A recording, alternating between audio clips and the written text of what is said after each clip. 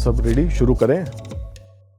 इस साल 15 अगस्त को जब हम सब आज़ादी का जश्न मना रहे थे, बंगाल में एक पिता की मौत हो गई जिनका नाम था शेख मोहम्मद माफिक। उनका कसूर सिर्फ इतना था कि उनके बेटे ने अपने इलाके के स्कूल की खस्ता हालत को एक्सपोज किया। मोहम्मद माफिक के कातिल कौन है? क्या उनका कत्ल सिर्फ उन गुंडों ने किया जो उनके बेटे अब्दुल हाफिज पर हमला करने आए थे, या फिर उस सिस्टम ने किया जिसकी खामियां अब्दुल हाफिज एक्सपोज करना चाह रहे थे? कौन थे शेख मोहम्मद माफिक? पश्चिम बंगाल के बांकुरा ज़िले के रहने वाले शेख माफिक एक ब्रेड बनाने वाली फैक्ट्री में मजदूरी करते थे। कई साल काम करके पैसे जोड़कर उन्होंने अपने बेटे और बेटी को स्कूल भेजा और फिर कॉलेज की पढ़ाई भी पूरी करवाई। तालीम के साथ साथ उन्होंने अपने बच्चों को एक और बात सिखाई, और वो था सच्चाई के लिए लड़ना और अपने हुकूक के लिए आवाज़ उठाना। इसी मकसद से अब्दुल हाफिज जंतर मंतर में कॉकरोच जनता पार्टी के प्रोटेस्ट में शामिल हुए। प्रोटेस्ट में हिस्सा लेने की वजह से उन्हें अपने इलाके में भाजपा के लोगों की धमकियां मिलने लगीं। जब हाल में सीजेपी ने अपना स्कूल ठीक करो कैंपेन शुरू किया, तो अब्दुल हाफिज अपने इलाके के एक सरकारी स्कूल की बुरी हालत दिखाने चले गए। कहा जा रहा है कि 13 अगस्त को कुछ गुंडों ने अब्दुल हाफिज को घेर लिया और उन्हें पीटने लगे। जब उनके पिता मोहम्मद माफिक उन्हें बचाने आए तो उन्हें भी बेरहमी से पीटा गया।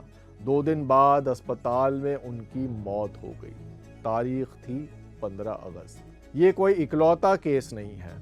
2019 में उत्तर प्रदेश के मिर्ज़ापुर ज़िले में पत्रकार पवन जायसवाल ने वीडियो के ज़रिए दिखाया कि किस तरह वहाँ की सरकारी स्कूल के मिड डे मील में बच्चों को सिर्फ रोटी और नमक दिया जा रहा है। बच्चों से माफ़ी मांगने के बजाय योगी सरकार ने पवन जायसवाल पर ही केस कर दिया और कहा कि उन्होंने राज्य सरकार को बदनाम करने की साजिश रची है। हालांकि जायसवाल पर किए गए केस खारिज हो गए, उन्हें अपने करियर में कई मुश्किलें झेलनी पड़ी और 2022 में कैंसर से उनकी मौत हो गई। मोहम्मद माफिक और पवन जायसवाल की कहानी से साफ जाहिर होता है कि कुछ लोगों के लिए स्कूलों की हकीकत दिखाना स्कूलों को तबाह करने से भी ज़्यादा बड़ा गुनाह है। तो स्कूलों में ऐसा क्या हो रहा है जो सरकार और उससे जुड़े लोग छिपाना चाहते हैं? कुछ हादसे और कुछ आंकड़े आपके सामने रखते हैं। जुलाई 2025 झालावाड़ राजस्थान में एक सरकारी स्कूल की बिल्डिंग गिर जाने से 7 बच्चों की मौत हो गई और 28 घायल हुए। अप्रैल 2025 बिहार के मोकामा जिले के एक स्कूल में 100 से भी ज़्यादा बच्चे बीमार पड़ गए क्योंकि उनके मिड डे मील में एक मरा हुआ सांप पाया गया। जी हाँ, सांप। फरवरी 2024 बिहार के पश्चिमी चंपारण में 184 बच्चे बीमार पड़ गए। कहा जाता है कि उनके खाने में केरोसिन डल गया था। अभी अगस्त 2026 में बिहार के नालंदा में मिड डे मील में नमक की जगह डिटर्जेंट पड़ गया और कई बच्चे बीमार पड़ गए। और उसी दिन हिमाचल प्रदेश के एक स्कूल में खराब खीर खाने की वजह से 30 बच्चे बीमार पड़ गए। अब कुछ आंकड़ों पर नजर डालते हैं। 2024 असर रिपोर्ट के मुताबिक ग्रामीण इलाकों में 70% से भी ज़्यादा क्लास 3 में पढ़ने वाले बच्चे क्लास 2 की किताब भी नहीं पढ़ पा रहे हैं। क्लास 3 छोड़िए, 5वीं क्लास में पढ़ने वाले आधे बच्चे भी क्लास 2 की किताब नहीं पढ़ पा रहे थे। 8वीं क्लास तक आते आते भी 30% बच्चे ऐसे थे जो क्लास 2 की किताब भी नहीं पढ़ पा रहे थे। मैथ्स में मामला और भी ज़्यादा ख़राब है। क्लास 3 में पढ़ने वाले तकरीबन 70% बच्चे बेसिक डिवीजन और सब्ट्रैक्शन नहीं कर पा रहे हैं। इसमें गलती बच्चों की नहीं है और काफ़ी हद तक गलती टीचर की भी नहीं है, गलती सिस्टम की है। 2024 के आंकड़ों के मुताबिक इंडिया में 1 लाख से भी ज़्यादा स्कूलों में सिर्फ एक टीचर है, सिर्फ एक। तकरीबन 50% स्कूलों में बच्चों के लिए कंप्यूटर नहीं है।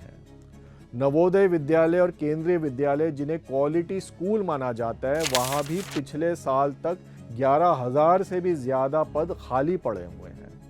कई राज्यों में एक और नीति अपनाई गई जिससे आदिवासी और दूर दराज के इलाकों में रहने वाले बच्चों की मुश्किलें और बढ़ गई हैं। कम स्टूडेंट्स होने की वजह से कई स्कूलों को या तो बंद कर दिया गया है या फिर किसी और स्कूल के साथ जोड़ दिया गया है। बच्चों की आबादी बढ़ रही है लेकिन स्कूल कम हो रहे हैं।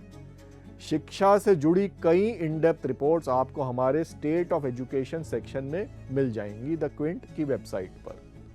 अब देखिए, एजुकेशन राज्य सरकार के अंडर आता है, तो ऐसा नहीं है कि स्कूलों की बुरी हालत के लिए सिर्फ एक पार्टी जिम्मेदार है। लेकिन जाहिर सी बात है, जिस पार्टी की सत्ता सबसे ज्यादा राज्यों में है, सवाल भी उनसे ही ज्यादा पूछा जाएगा। अंत में एक मैसेज कॉकरोच जनता पार्टी के लिए भी। उन्होंने जो स्कूल ठीक करें कैंपेन शुरू किया है वो एक बहुत ज़रूरी कदम है, लेकिन जो उनके समर्थक अब्दुल हाफिज के पिता के साथ हुआ, इससे एक बात साफ जाहिर होती है कि मंत्रियों और अधिकारियों को फिर भी हटाया जा सकता है, लेकिन इस देश के हालात तब तक नहीं बदलेंगे जब तक हिंसा और नफरत की राजनीति को जड़ से ना उखाड़ा जाए। मोहम्मद माफिक के कत्ल के बावजूद देश के लिए उनके परिवार का जज्बा अब भी बरकरार है। उनके बेटे ने कहा कि उन्हें मुआवजा नहीं, एक वर्ल्ड क्लास स्कूल चाहिए। और शहीद मोहम्मद माफिक की मां ने सिर्फ 2 लफ्ज कहे, इनकलाब जिंदाबाद। ये वीडियो हमारी नई सीरीज बागी रिपोर्टर का पहला एपिसोड है। अगर हालात बदलने हैं तो थोड़ी बगावत भी ज़रूरी है।